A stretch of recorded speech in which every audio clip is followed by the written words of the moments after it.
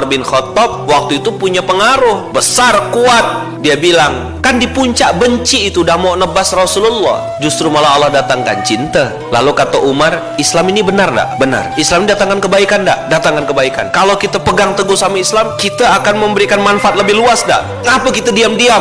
Oh, disitulah Umar bin Khattab teriak-teriak, ayuhan nas, satu Mekah dengar.